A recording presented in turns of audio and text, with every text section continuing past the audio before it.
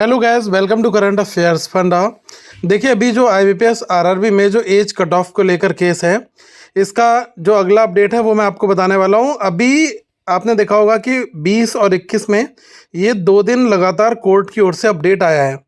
तो कल तक ये चल रहा था कि जो इस केस में एज कट ऑफ को लेकर जो केस किया गया है, वो उन्होंने अंतरिम आदेश एक अपना पारित किया था और उसमें क्या मैटर था वो आज पता चलने वाला था 21 को। ठीक है, तो मैं आपको पूरा पूरा थोड़ा सा समझा दे रहा हूँ।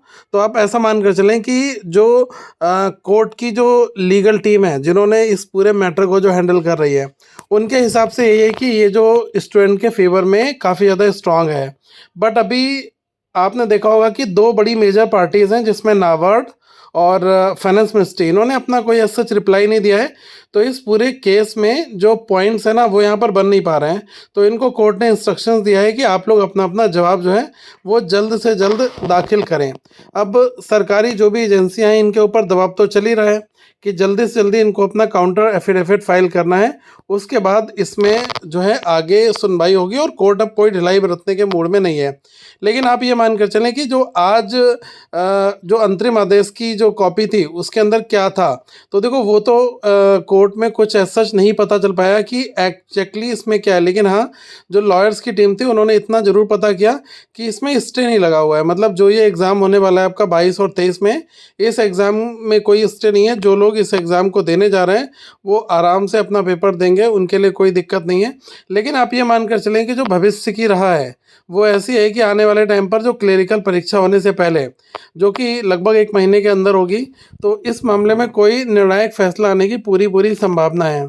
अब संभावित समाधान में यही कहूँगा कि जिन छात्रों की उम्र कट ऑफ के लिए कारण निकल गई थी, तो उन्हें हो सकता है कि फॉर्म भरने के लिए एक नई विंडो मिले।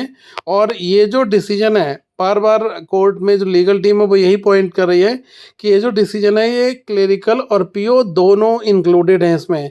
ऐसा नहीं है कि ये पीओ के लिए है या ये क्लेरिकल के लिए, ये आरआरबी के अगेंस्ट है।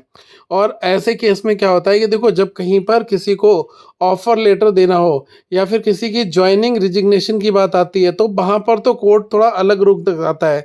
लेकिन यहाँ पर क्या है कि मौका मिलने की बात है। ठीक है, इक्वालिटी, सबको फेयर जो है मौका मिले।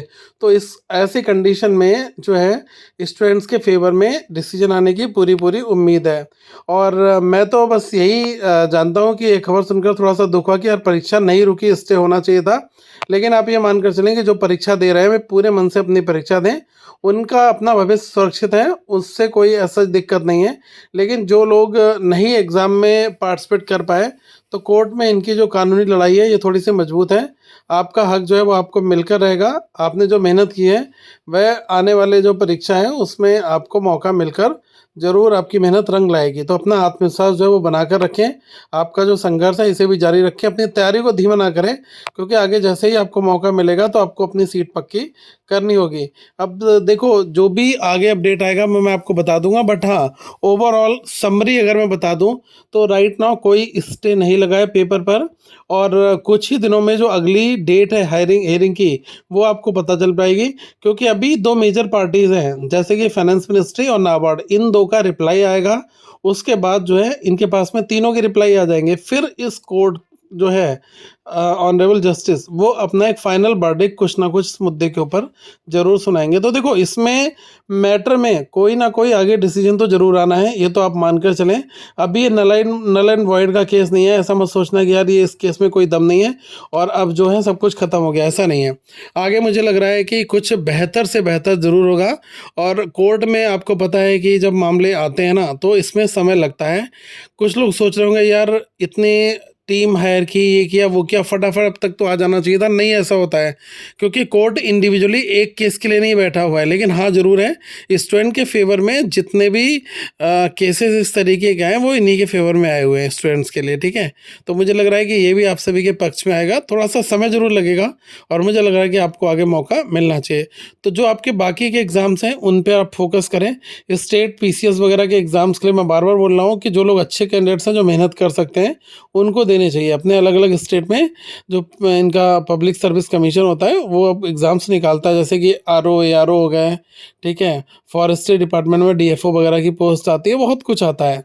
तो उसमें आपको जो है एज लिमिट शायद 35 या 40 होती है, तो उसमें आपको मौका मिल जाएगा दोस्त, ठीक है। और आगे करंट अफेयर्स फंडा तो आपकी मदद करता रहेगा। हम लोग आपको वैसे करंट अफेयर्स प्रोवाइड कराते हैं, बहुत ही बेस्ट क्वालिटी कंटेंट है। आप 1 साल का 6 महीने का करंट अफेयर्स चाहिए तो आप हमारे ऐप के थ्रू जाकर वहाँ पर ईयरली करंट अफेयर्स का प्लान आप ले सकते हैं, वहाँ से आपको काफ़ी बेनिफिट मिलेगा। हम आगे फिर मिलेंगे दोस्तों। थैंक यू सो मच, अपना ध्यान रखिएगा और जो भी केस का अपडेट होगा मैं आपको देता रहूँगा। थैंक यू सो मच, जय हिंद। और आप सभी इसमें ज़रूर विजयी होगी, और ऐप को आप डाउनलोड कर लीजिएगा, और जो भी आपके पास अपडेट्स हैं वो इसी चैनल से आते रहेंगे, तो इस चैनल को सब्सक्राइब जरूर कर लीजिएगा। Thank you so much guys.